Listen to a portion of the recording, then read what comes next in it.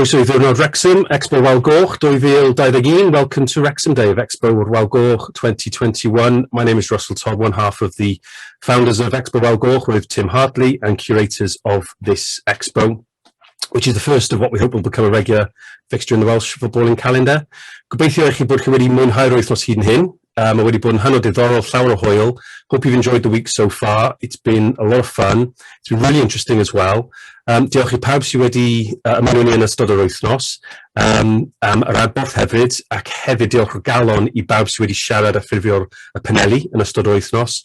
Thanks to everyone who's joined us during the week and for your contributions, for the feedback, but especially to those who have spoken and formed the panels and the like.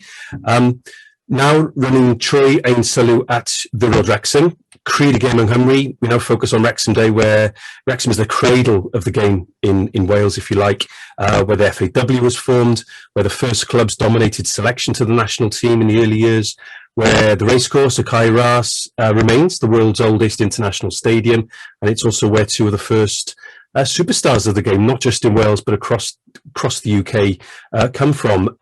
So Billy Meredith, most people will be familiar with from Chirk, a wine. But we've also got Leigh Richmond Roose from Holt, which is sort of right at our theme, right on the border with Cheshire. And dyma pwy yw'r focus session ma ar Ddiwrnod Wrecsam, yr Ercwlff Synfawr.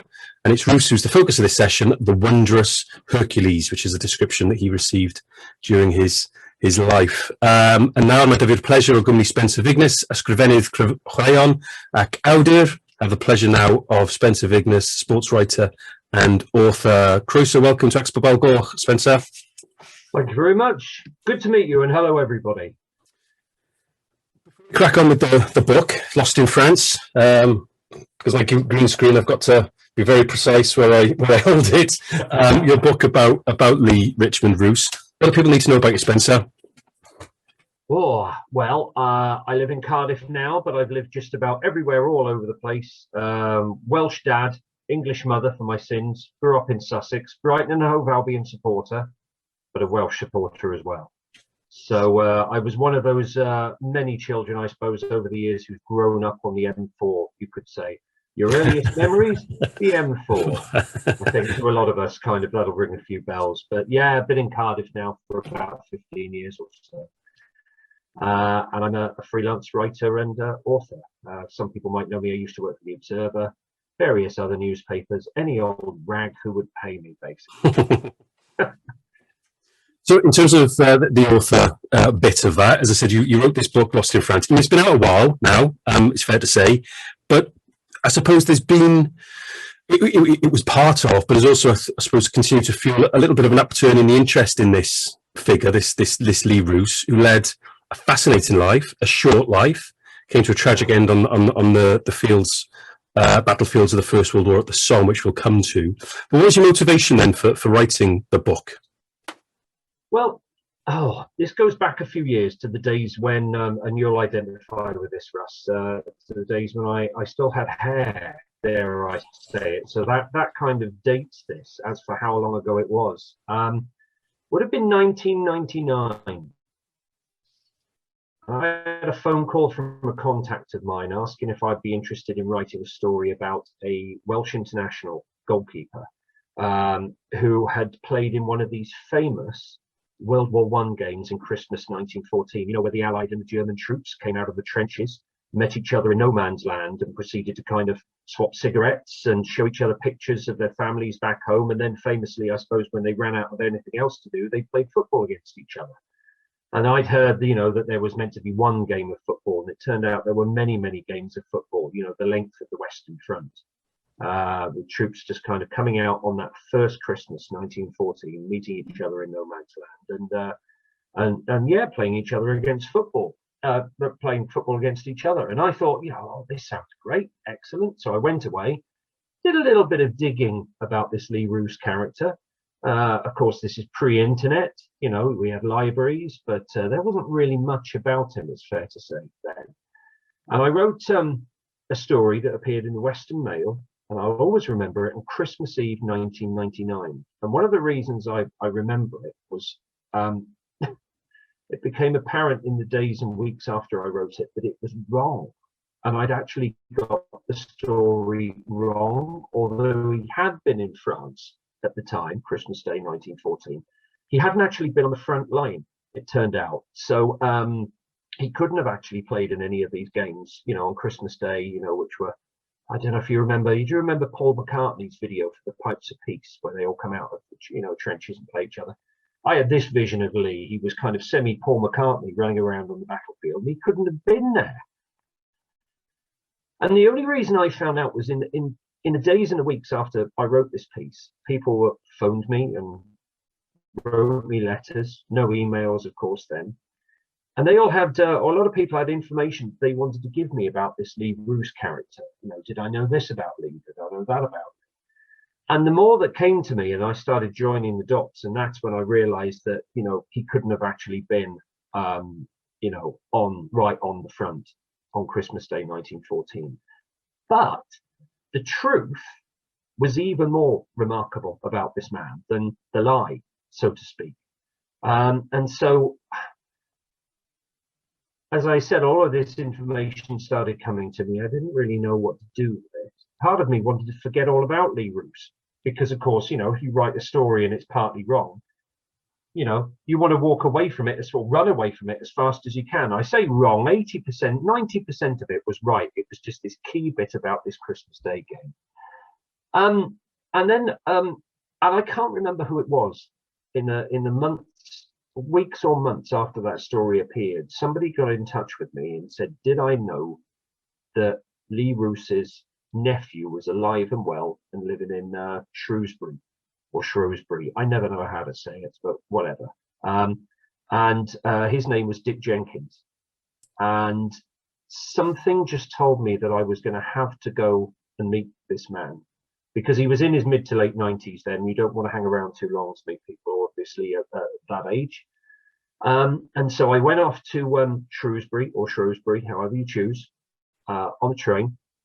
Fortunately, I'll come back to that in a minute. And I met Dick Jenkins and his family. Leigh Roose is part of his, you know, his family. And I sat down with a little dictaphone and I started just taping his memories.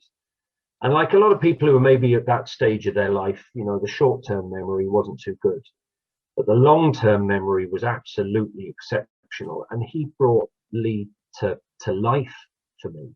And I taped all of his stories, hours of stories, over the course of that afternoon on this dictaphone, over the course of many, many glasses of sherry. And I don't even drink sherry, but it seemed, you know, rude not to. So it's just as well I did take the train. They had to pour me onto the train at the end of the day, his family.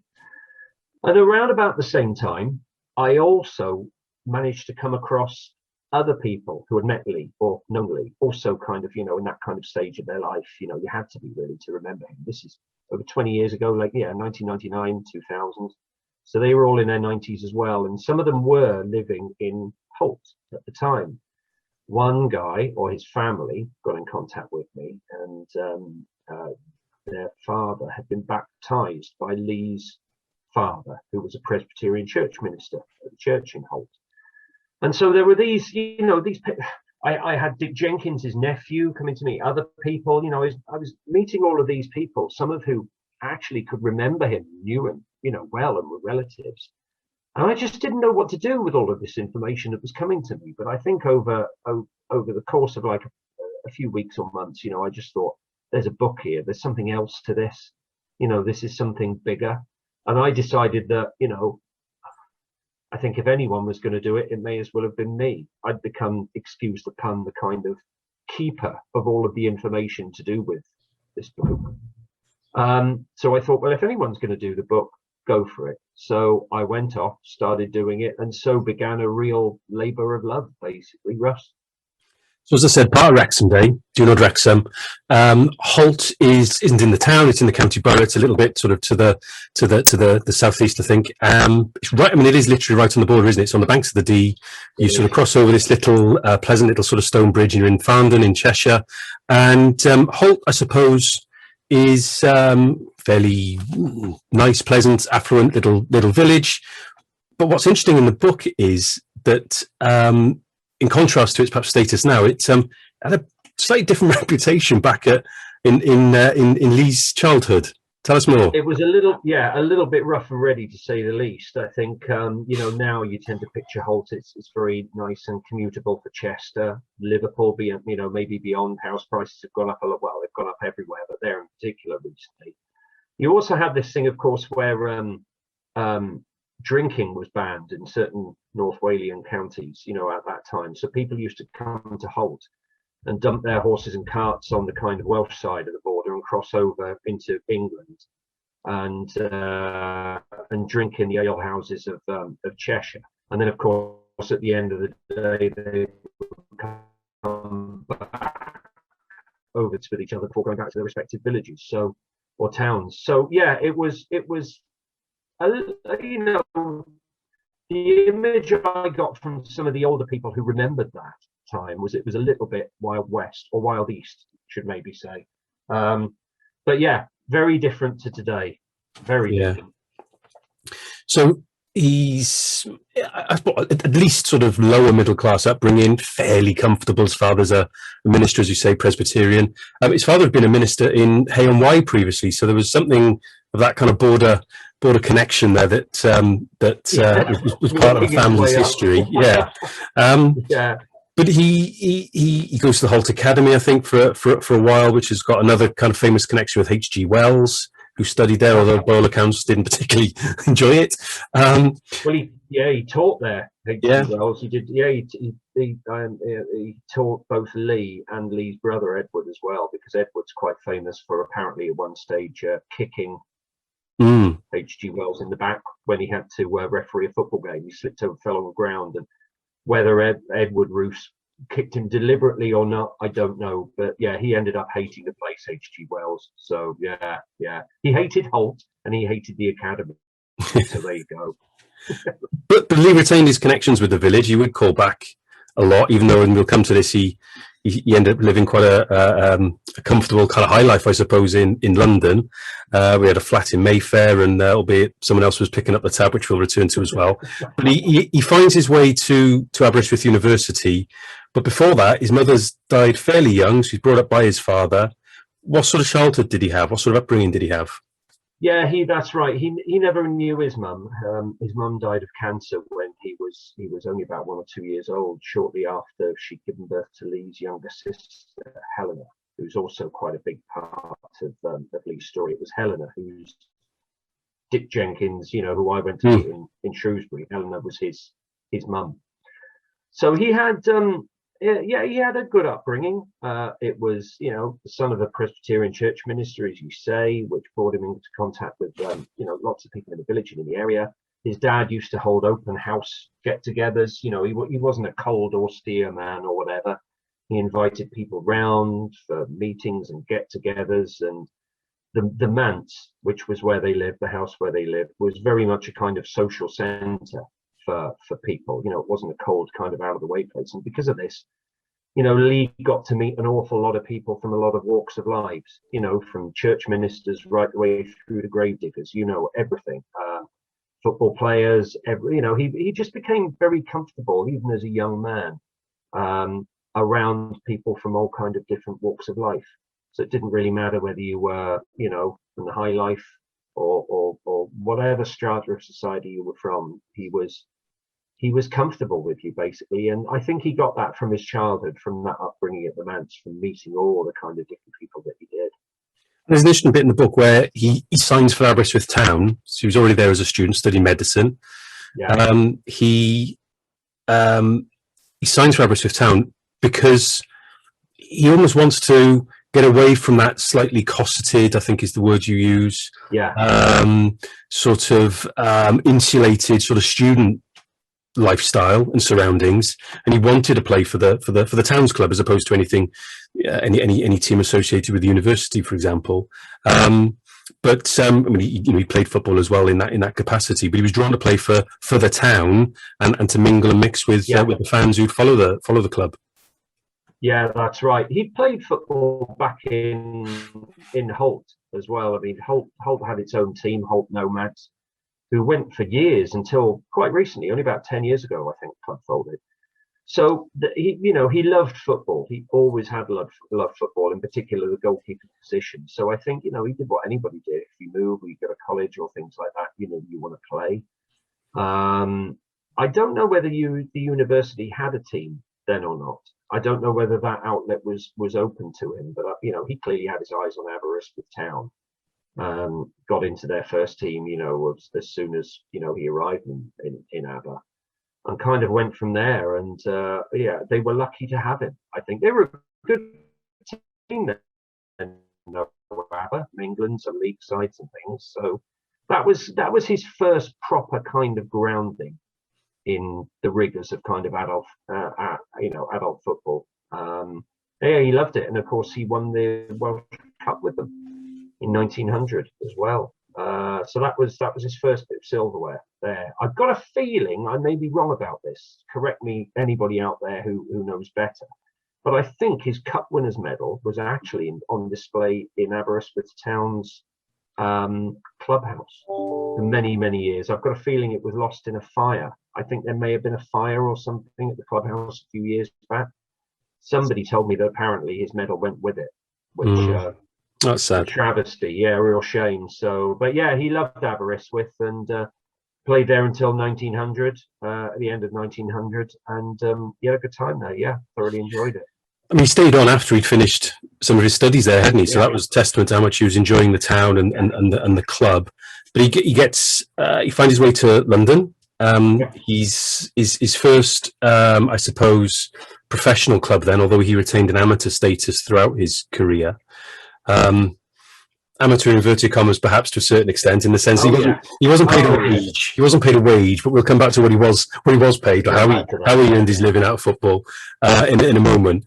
But he signs for Stoke. I mean, Stoke have got a clutch of Welsh players at the moment. Probably going to be one of there's about 6 or 7, I think, likely to be playing at the Euros in a week or two. But he manages to cut a deal with the Stoke directors to stay living in London, commute essentially back and forth to Stoke to play fixtures, home fixtures anyway, and away fixtures, obviously, wherever else they were playing.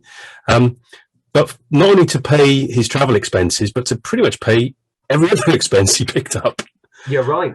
It's the sort of deal. It's a sort of deal you might expect a modern footballer to be able to demand and negotiate, but back in 1900, 1901, something like that, it's quite an impressive deal he cut.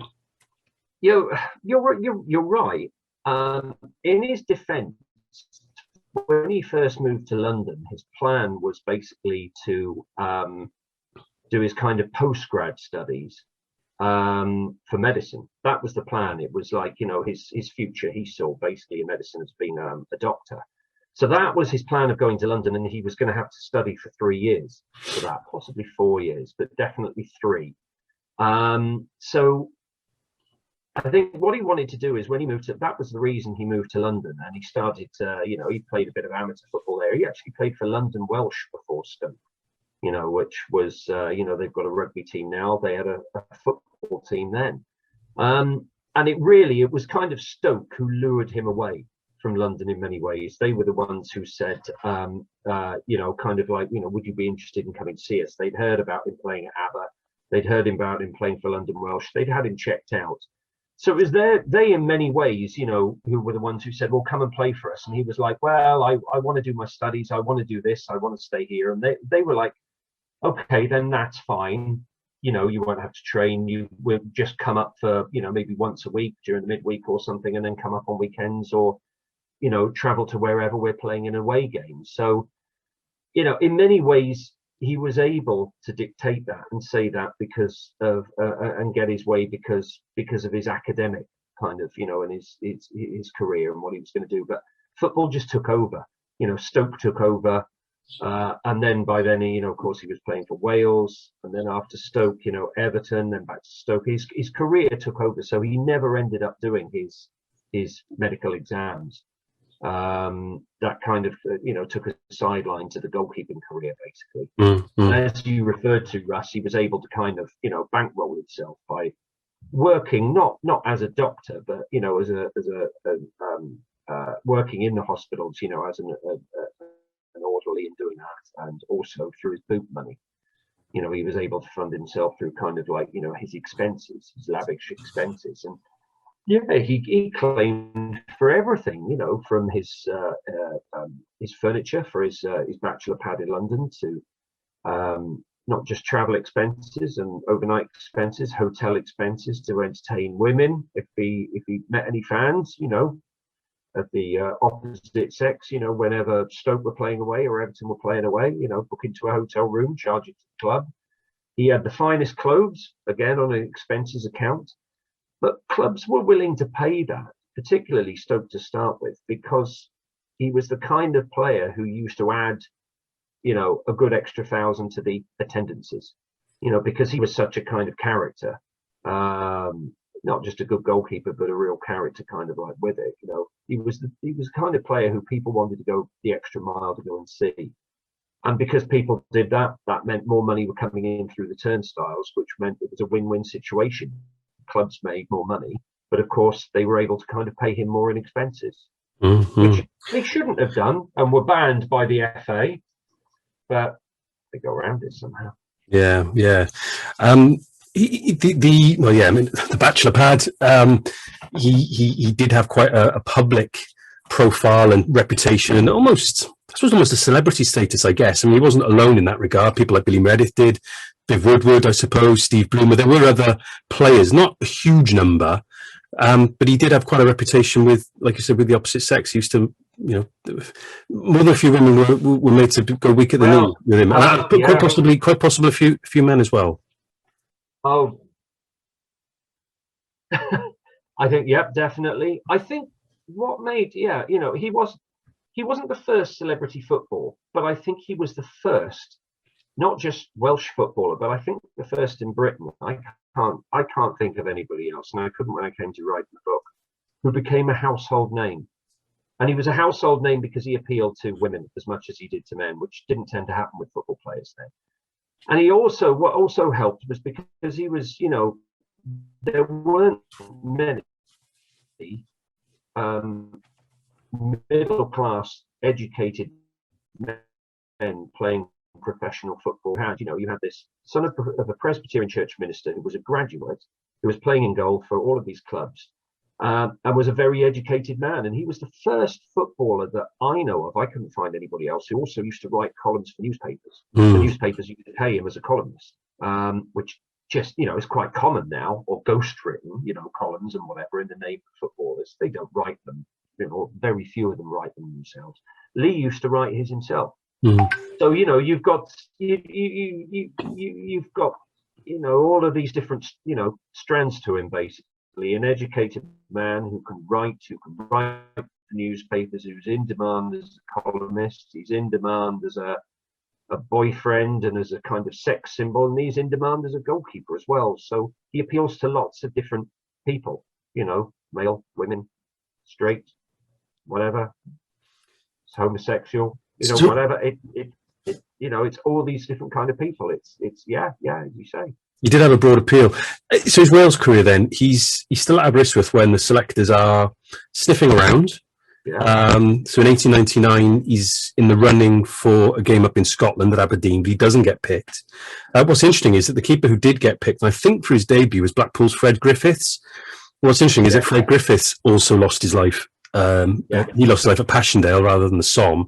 So there's an interesting sort of coincidence there in that regards. But Griffiths has a bit of a nightmare on debut. I think he ships 5, I think.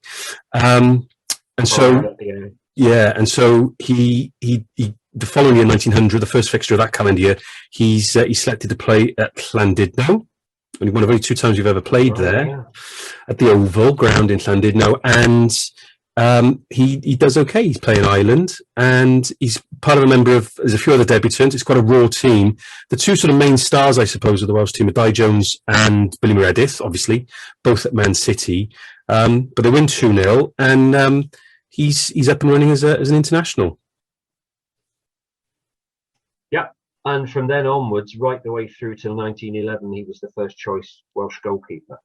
I mean, in today's kind of, you know, so that's you're looking at 10 10, 11, well, 11 years basically.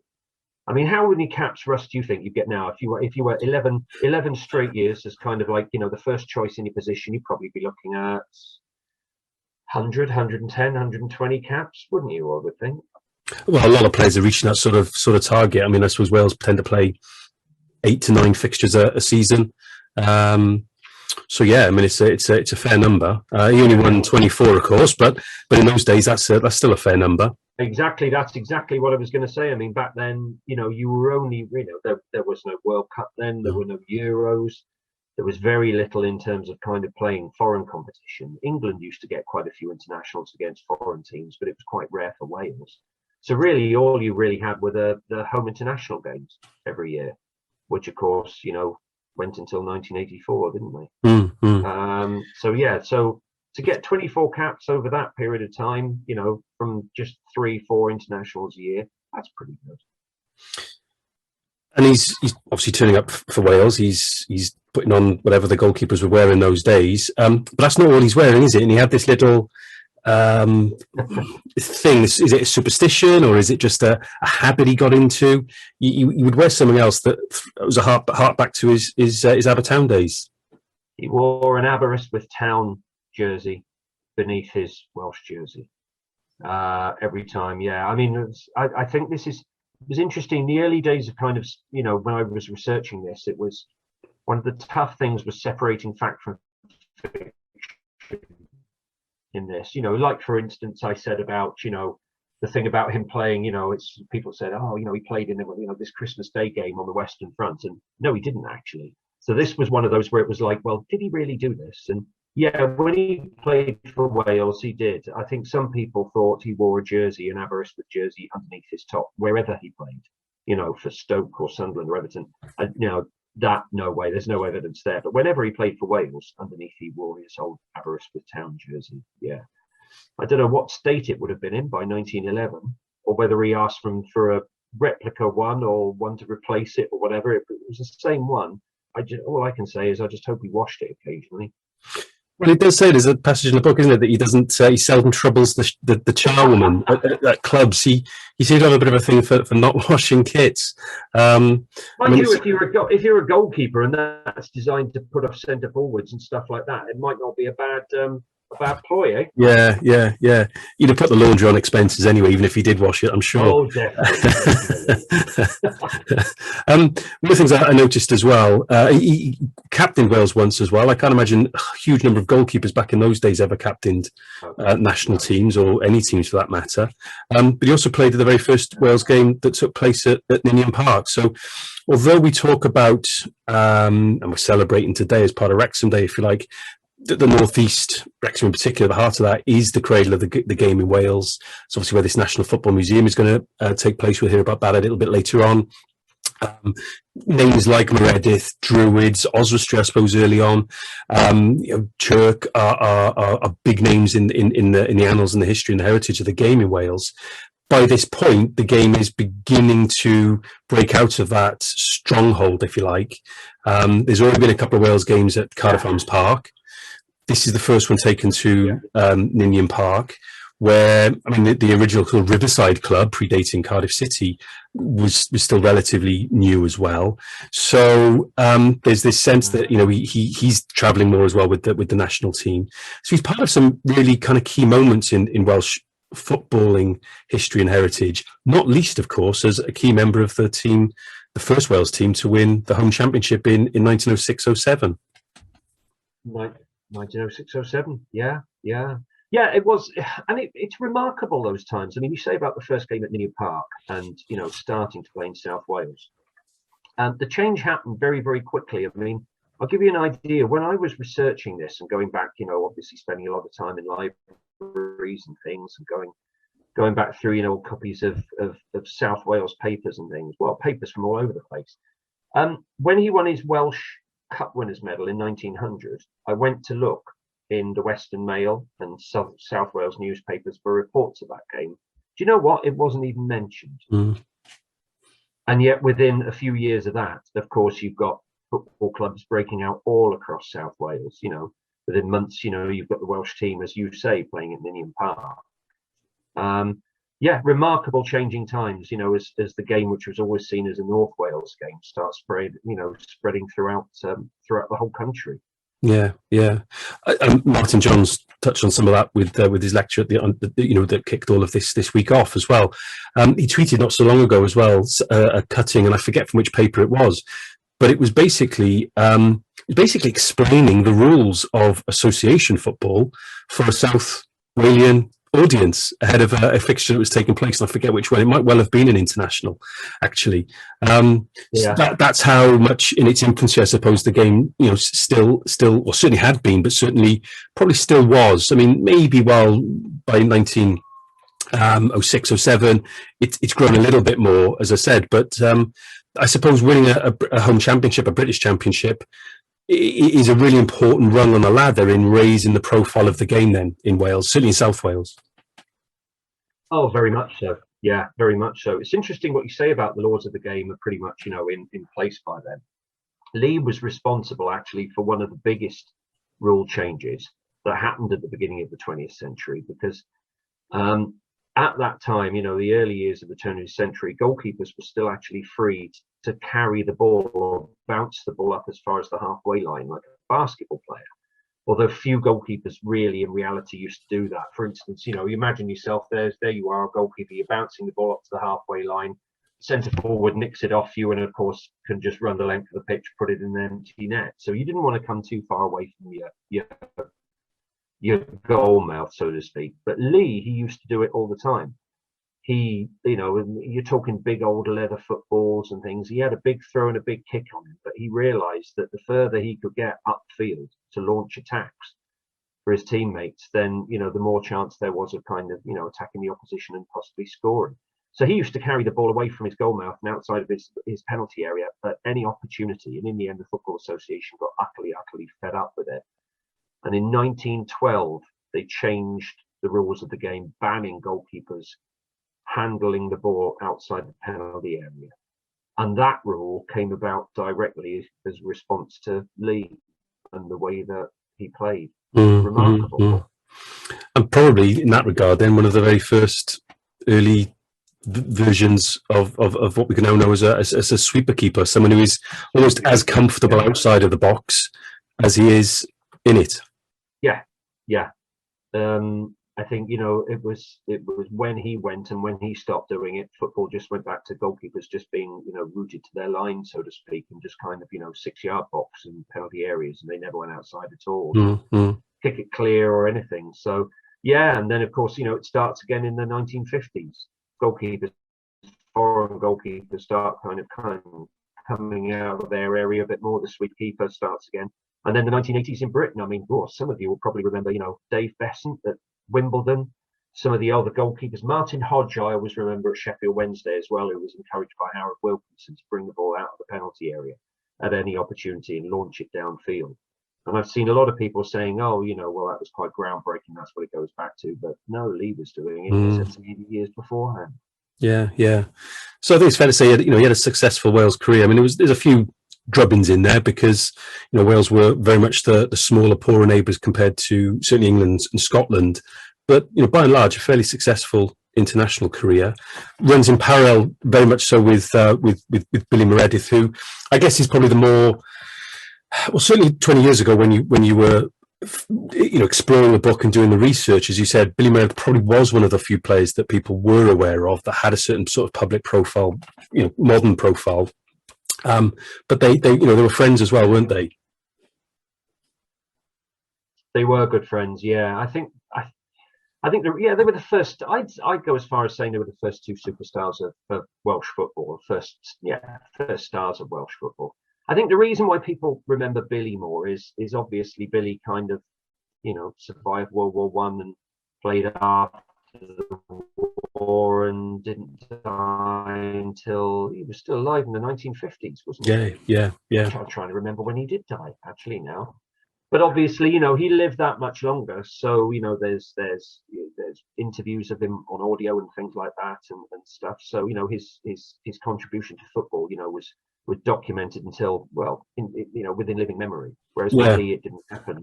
He died in World War One, and so his story kind of for many, many years stopped right there, whereas with Billy, people remembered him for many, many decades afterwards.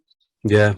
So let's talk about his military career. As I said, it's what eventually claimed his life, I suppose, quite simply. Yeah.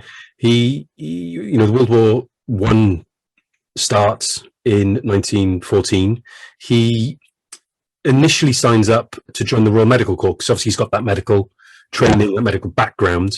As you said, he isn't at on Armistice Day, not Armistice Day, Christmas Day, sorry, playing football with the Germans. But you know, he was, albeit for someone who had that public profile, who was living the high life, who had that middle class background, you know, he couldn't avoid being called up, or being, or at least just sort of volunteering his services. And he saw some action. He won the military medal for bravery, didn't he? So you know, he got his hands dirty, as it were. Oh yeah, and then some. What's very interesting is I also thought that he joined the Royal Army Medical Corps in the early part of the war, because of his medical background. And I made that mistake with the very first edition of the book when it came out. And then I wasn't 100% comfortable with the fact that that was right. And with some help from a guy called Martin Kender, who's now dead, sadly, who's a military historian who lived in Wiltshire. He was able to do some digging, and we were able to find out that actually he'd served with the YMCA. The YMCA used to kind of, it's an easy mistake to make, because wherever the Royal Army Medical Corps bases were on the battlefields or whatever, the YMCA tent was often right next door to them. And the YMCA kind of, you know, they provided like practical support, you know, food, drink to soldiers and things like that. It was very much a kind of logistical supportive role. Why he joined them, I really don't know. And there's no documentary evidence to say why he did that. I've got a feeling he was lending, his upbringing came into that. His father was a pacifist. I think maybe to kind of like appease his conscience and his father, he ended up going a kind of middle route and not joining up to start with. So that's why he played a very, very supportive role. But yeah, having said that, he did end up, you know, in France in 1914. He ended up at Gallipoli, which was just absolutely brutal, because there was no escaping the front there. You know, the front was the peninsula, basically. And it was really, I mean, his family were led to believe he was missing, presumed dead at Gallipoli. But what actually ended up happening was he ended up managing to make it back to Britain. He joined the 9th Royal Fusiliers, but in the process of joining up to fight with them, his surname was misspelt. And that led to an awful lot of problems with his family, and right the way through to kind of subsequent generations, including me, trying to track down what actually happened to him. What happened was his surname, which is spelled R-O-O-S-E, on his military cards it was written down R-O-U-S-E. That second O doesn't quite join at the top, and because of that, somebody then typed it up as Leigh Rouse. So when his family were trying to find out information about him in the months and in the years immediately after World War One, they were just coming up against a brick wall. It was almost as though, you know, Leigh Roose, you know, and it just disappeared into thin air. But what actually happened was, yeah, he was sent to Somme. It was July 1916. Of course, on the first day of the Somme, what had happened, you know, you'd had carnage. So many regiments were left with gaping holes in their ranks that they needed to fill up with more men. And obviously, at some point that summer, I don't know whether maybe Leigh had just, you know, seen enough carnage elsewhere, and you know, his friends are dying, other people are dying, and everything. He just decides at that point he's going to sign up and do some fighting, and that's what he did, and that's how he ended up being at the Somme in the summer of 1916. And in one of his first pieces of action, he ends up fighting off a German flamethrower, even though he's been separated from his gun. So he ends up doing that with his bare hands. Survives that, does okay, wins the military medal, and then he survived on the Western Front until the beginning of October 1916. and he took part in an attack just outside a little French village called Guerdecourt. And it was an attack that had been put off because of bad weather for about 48 hours, but they finally went over the top, and he was never seen again. Yeah, it's sad. Well, as hundreds and thousands of others, met a similar fate. I mean, some of the death toll at the Somme is just breathtaking. I mean, I think in the book it quotes over 400,000 Britons, over 200,000 French lost their lives. Germans maybe as many as 680,000 people lost it, and that's just at the Somme. It's yeah, and of course you're dealing with the killed, the injured as well, and on top of that, of course, those who suffered mental anguish as a result of which I don't think you can come through something like that, survive and not come away untouched by it. Leigh, of course, went down as one of those missing presumed dead.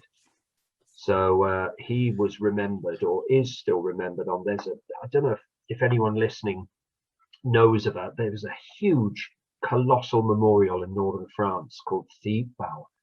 It's at a place called Thiepval, which is in the middle of the Somme.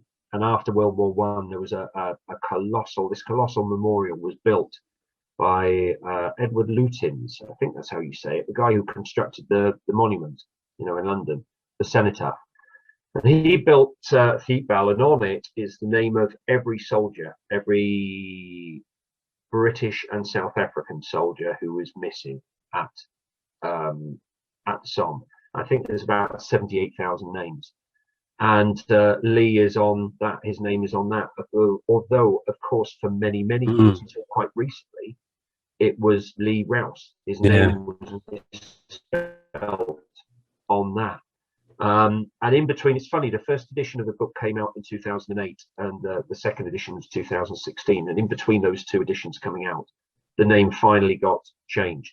Myself and some other people, we'd been lobbying for a long time, Leigh's family as well, for the name to be changed. And the Commonwealth War Graves Commission, they've got a job to do. I know, I understand that, but they just wouldn't have it. They wanted one bit of paper that categorically stated that Leigh Rouse and Leigh Roose was the same person, and there wasn't one. But on the other hand, there was so much evidence that it was the same person, that the book had come out, everybody, it was just, so finally they went and did it. They didn't publicly announce it, they went and did it like one night. They changed it on the internet, they changed it on their website, changed the spelling. They now, if you look up Leigh Roose on the Commonwealth War Graves Commission website, it says a little bit about his career as a footballer, on there. And at some point, they sent the little man up a ladder in France to just turn that second, or that U as it was, into an O, just to round it off. So if you go to Thiepval now, you'll see Leigh Roose there, not Leigh Rouse. But oh my word, it took years. And the saddest thing is that Leigh's nephew, who died about 15 years ago or so now, it didn't happen in his lifetime, and he was one of those who really wanted to see it change. He was the nephew, who I went and see in Shrewsbury all that time ago. It would have been lovely if it had happened in his life, but unfortunately it wasn't to be. But those are probably some of my favourite bits in the book. Hold it up again. Lost in France, Lost in Green, Lost in France. Lost in Green. Lost in Green is because his memories of his uncle provide the book with that kind of, I suppose it is that first-hand, it's a bit more kind of veracity. It's not just from secondary sources of, as important, as useful as those are, clearly, of newspapers and match reports and other things written about him. It's those memories of his uncle. So I think he passes away sadly about 103, 104. Yeah. So he lived a fantastic age. One of the things I find fascinating is that you've got someone who's still alive in the early 2000s who has a connection to somebody who was born in 1877, I think it is, isn't it? When Roose was born. It's mind-boggling, I find, anyway. You're right. You're not alone there. You're not alone. And I'd go as far as saying that if I hadn't met Dick Jenkins, his nephew, there would have been no book. Right. Because, as I said, I mean, I was not desperately trying to forget about Leigh Roose, having made that initial mistake in the piece I wrote in the Western Mail all those years ago. But I didn't really know where to take it from there. You know, the story had come out, the story was there. I got a little bit of it wrong. Where'd you go next? And discovering that he was alive and meeting his children as well, Dick's children, and meeting those first few people, as I said, a lot of them up around Wrexham and Holt as well, you know, people who kind of like remembered him and knew of him. They brought the story to life. Without them and without Dick in particular, there wouldn't have been a book, I don't think. And the correction to the memorial in France is important, it's significant. It's a tiny little action though, isn't it? But you know, that it was taken is important. But it's not the only one. There's something. So tell us again what sort of what's in Holt then to commemorate the fact that this, you know, fascinating individual who lived an extraordinary life was from the village. Well, I'll tell you what, Russ, for many years there was nothing. And that's kind of understandable in a certain way because, you know, having left there at the age of, was he 17 when he went to Ercwlff, he never went back. You know, he lived a not itinerant life, but, you know, he had his pad in London, but, you know, he was very much, and it's quite common now, have gloves will travel kind of goalkeeper. He played for, you know, Stoke and Sunderland, Arsenal, Aston Villa, Everton were his clubs, but he also turned up in other places like Huddersfield and Celtic, yeah. Celtic, and, you know, various clubs. You know, if anybody offered him a game, he would go, and he was being paid on expenses, so he wasn't signed, you know, exclusively to one club or whatever, so he could do that. So because he lived that life, he never really went back to Holt. So you can kind of understand why, not that he was forgotten, but why there was nothing literally carved in stone there. The church where his father was a minister, it's not a church anymore, but for many years that had a plaque on the wall, a wooden plaque with the dead and missing from World War I. And Leigh's name was on there, and it was spelt correctly on there as well. So it should be, what with his father being minister there. But finally, in between, and again, this is another thing that happened in between the first edition of the book coming out in 2008 and the second one coming out 8 years later. Local people in Holt canvassed basically to have Leigh's name added to the war memorial. I think there was a leaflet drop around the village about, look, you know, there's this guy, and if you haven't heard about him, he was a very well-known footballer. He was a very famous guy and a household name this time, and he was from Holt. Would you have any objections if his name was put on the war memorial? And there weren't just no objections, but lots of people went the extra mile and wrote letters and supported it and emails and said, yes, we want this to happen. And so I think it was 5 years ago now, Leigh's name was added to the war memorial in Holt. So if you go to Holt at any time and you're in the middle of the village, there's a kind of triangle area there where lots of roads meet, and there's the war memorial in the middle of the village there. We were debating whether it was a town or a village, weren't we, Russ? I think it's definitely a village, I think, growing maybe. But the war memorial there, if you look on there to the people who died in World War I, you will see Leigh Roose, Military Medal, Royal Fusiliers. So finally, at long last, it's good. His name has been changed at Fleetbell, as it should have done years ago, and his name's on the Holt Memorial now as well. And it's also in Wrexham as well, outside. I don't know if you were going to go there or if you wanted to lead in, Russ, or anything, outside the racecourse ground, you know, with the plaque about the oldest football or archive footage of a football game in existence. I don't know. Do you know about that, Russ? Or? Yeah. I can call the plaque up as well. He won 24 caps. 1906, wasn't it? Yeah, they're playing Ireland at the racecourse, Wales, and there's some very early footage, and it's the earliest surviving footage. There's only a couple of minutes, I understand, but the the importance of this footage in global terms in the history of the game is huge. And what they've got is a couple of minutes, as I said, of footage. I think Leigh is caught on camera. It's not the greatest quality, as you can imagine, but it is what it is. It's the oldest surviving footage, film footage of international football. It's at the racecourse, and there's a green plaque on the side of the racecourse, on the Mould Road side of the ground, dating back to 2nd of April 1906. John Toshak unveiled it a centenary later. What was a nice touch as well, which I hadn't realised until I read the book, and you've got pictures of it, is two teams from a local school played. One played as Ireland, one played as Wales, to sort of recreate the fixture. It was lovely. It was beautiful. That was. Yeah. And you were there, yeah? I wasn't actually. Oh, okay. I wasn't. I can't remember where I was, but I was doing my bread and butter job basically. But yeah, it was lovely that they did it. They sent me all the pictures afterwards and everything of them doing it. And yeah, as you say, John Toshak unveiled the plaque, and it's Leigh's head and shoulders, which appears on the plaque. And that's the connection. And sorry, the text is a little bit small, but you might just be able to make out the reference to Leigh. Billy Meredith didn't play, which if he did, because he was suspended, but if he did play, he probably would have had a couple of extra quid onto the value of the footage, given that he had that status. Not that Leigh didn't, but I suppose Billy does add that little bit more cachet to these things, I suppose. Yeah, it was captured by. There were a couple of there were.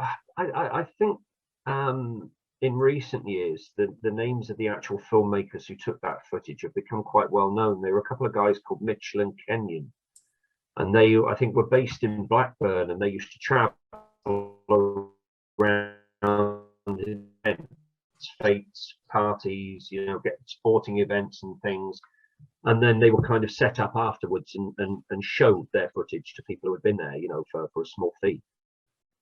And yeah, so it was them who had filmed it in 1906, and it was found in an attic, if I remember rightly off the top of my head, in Blackburn a few years back. All of these canisters of different film, and that match was amongst it, as you say, the 2 minutes that survived.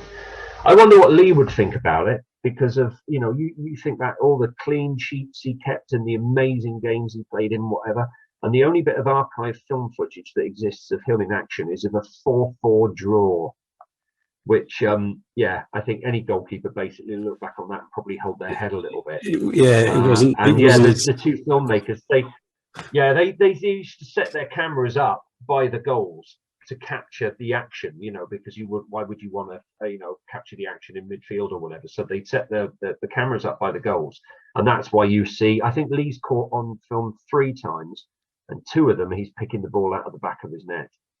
So that's all that remains of him. That's all that remains on celluloid, is him picking the ball out of the back of the net, not once but twice. And I think that's one of the reasons. Again, it's people ask me quite often, it's like, well, why don't we, why did Leigh Roose, why was he forgotten? Why don't we remember him and everything? But of course, apart from dying in World War One, it's over 100 years ago now and everything, there's very little in by way of kind of footage to kind of remember him by. There is just that. It's not like he was captured on by Sky or Match of the Day or anything like that, or we've got anything like that to remember him by. There's just these little bits of footage together with lots and loads of old match reports, and of course, as you say, interviews like with people who like Dick Jenkins, like his nephew. I feel really strongly about that. It's quite funny, unless I'm a big believer, there's so many great stories in sport, marvelous stories in sport and football, in particular. And, we're obsessed now. We live in this era where we're obsessed kind of like with the here and now and the Premier League, kind of years and everything. And we tend to forget that actually, football existed for like, years and years, decades and decades beforehand. And there's so much from that time that's not been written about or not been captured or not been written down or filmed and everything.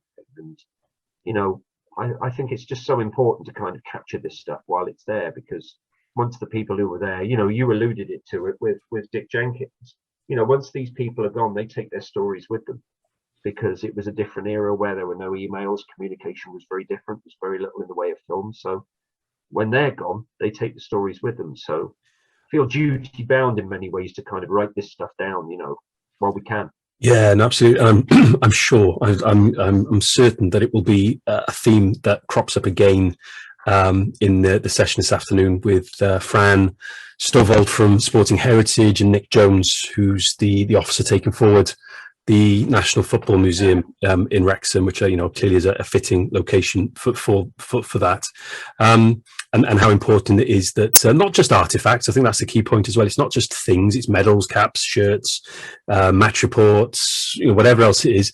The telegram from Juventus releasing John Charles in '58, which is probably my pick of the artifacts I've seen at Wrexham.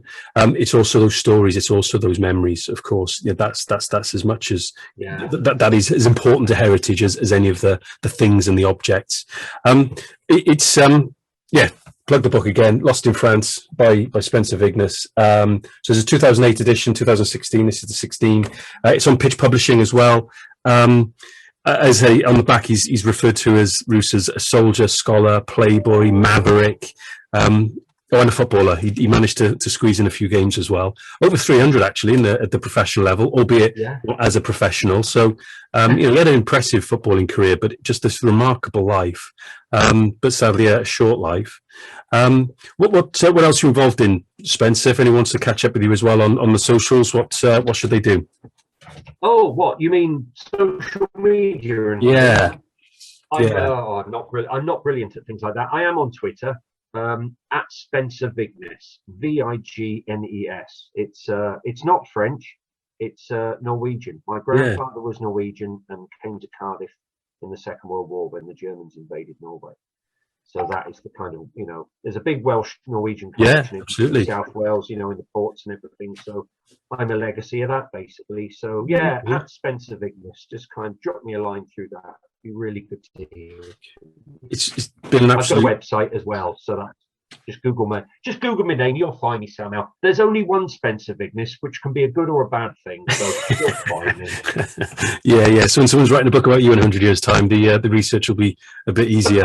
Nobody will want to write a book about assuming they spell the name correctly as well, of course. But congratulations on the campaign and the lobbying to get the memorial in France corrected. It's a little thing, but it's a huge thing, and these things are important, I suppose. And it comes back to these things around veracity, around the credibility, the authenticity of these things. So well done to that. I know there are a few other people involved, and part of that sort of tale is in the second edition, isn't it? And kind of what was done to bring that about, and that's interesting. Certainly, if you're interested in history and heritage and how these things kind of work, I suppose there's a bit of that in the book as well. It's not just all about this player's life. Check it out. I was going to say, it's like if you're looking for a copy of the book in second, however you get hold of it or whatever, it's the second edition you do want, because you'd think, well, a guy who's been dead 100 years, there wouldn't really be much to kind of like add. But the sheer amount of new information that even now continues to come to light, probably at some point in the future, there'll have to be another edition as well.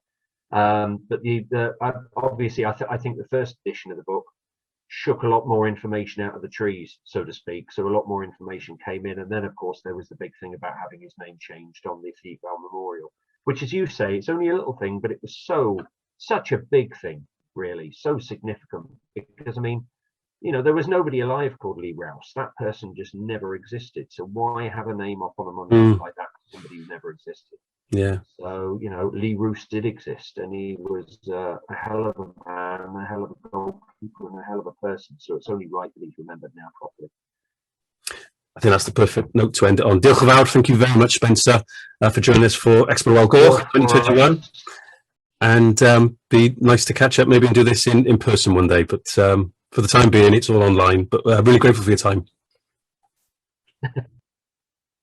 Many thanks.